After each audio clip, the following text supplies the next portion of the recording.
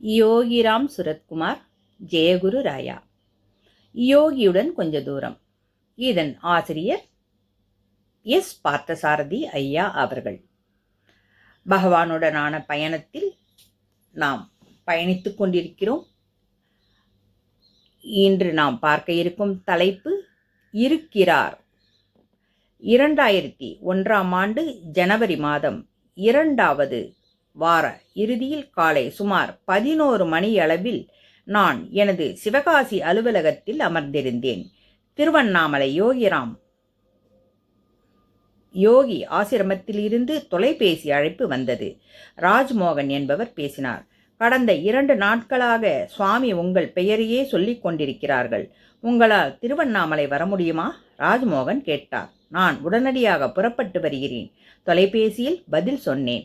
வெளியூர் சென்றிருந்த என் மனைவிக்கு போன் செய்து விவரத்தை கூறிவிட்டு வீட்டுக்கு சென்றேன். சில ஆடைகளை பெட்டியில் அடைத்து கொண்டு திருவண்ணாமலை புறப்பட்டேன்.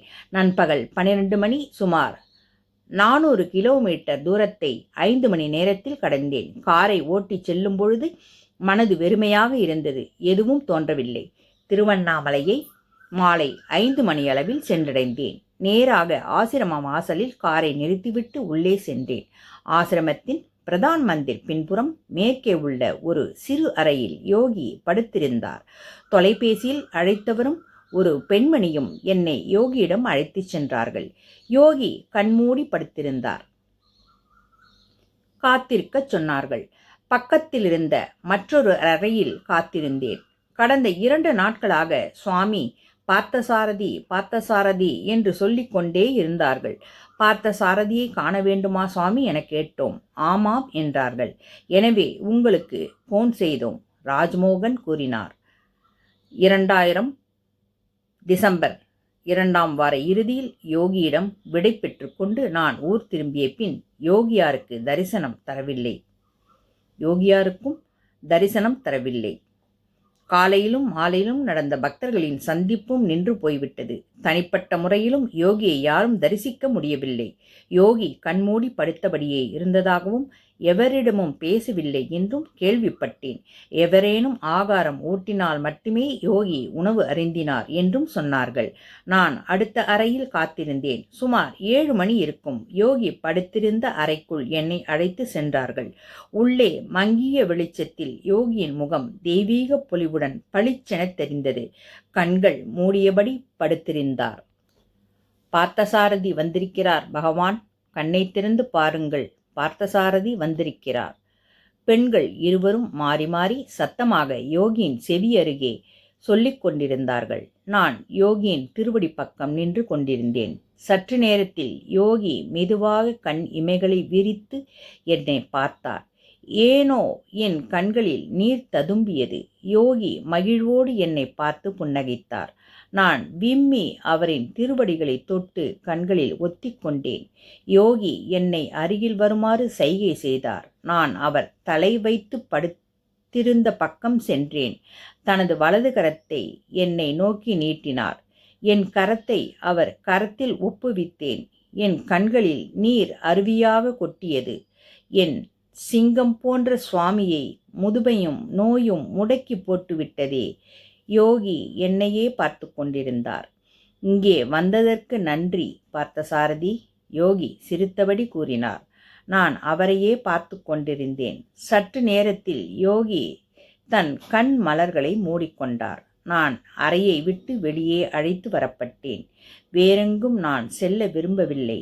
அங்கேயே யோகியின் சரீரத்தை கவனித்து வந்த மற்ற நண்பர்களுடன் தங்கிவிட்டேன்.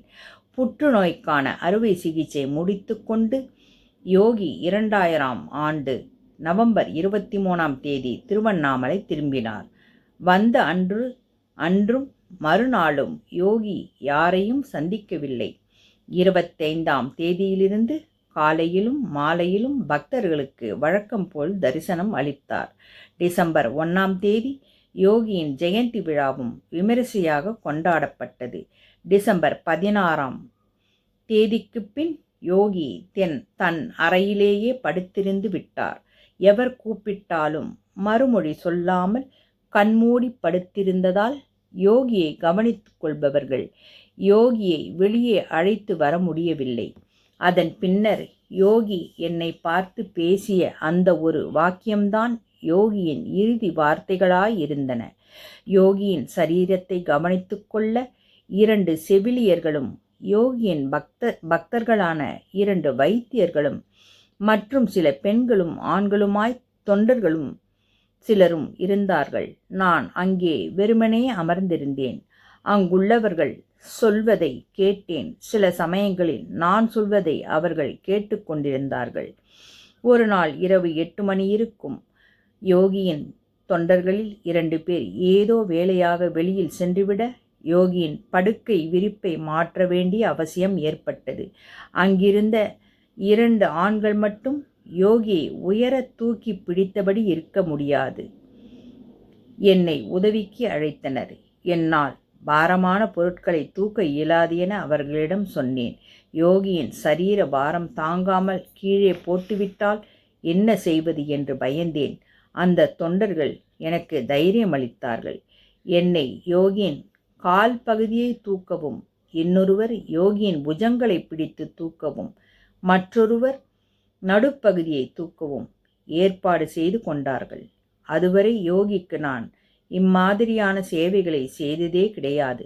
மிகவும் பயந்து பயந்து எனது கரங்களை யோகியின் கால்களை ஒருங்கிணைத்து பிடித்து தூக்க எத்தனித்த போது யோகி எவரும் எதிர்பாராத விதமாக சட்டென தனது விழிகளை திறந்து பார்த்தார். கால்களை பிடித்து தூக்க முயல்வது நான் தான் என்று கண்டதும் யோகி மந்தகாசமாக குறும்புடன் புன்னகைத்தார். அந்த சிரிப்பில் நான் என்னையே மறந்தேன். வெகு திடமாக இருந்த யோகியின் கால்களை நான் தூக்கிய போது அது பாரமாக கனக்கவில்லை. மாறாக தாமரை இதழ்களை தூக்கி பிடித்திருப்பது போல் தோன்றியது. அவர் கால்களின் பாரம் எங்கே போயிற்று? இது எனது கற்பனையா? இல்லை, இல்லவே இல்லை. அது நிஜம்.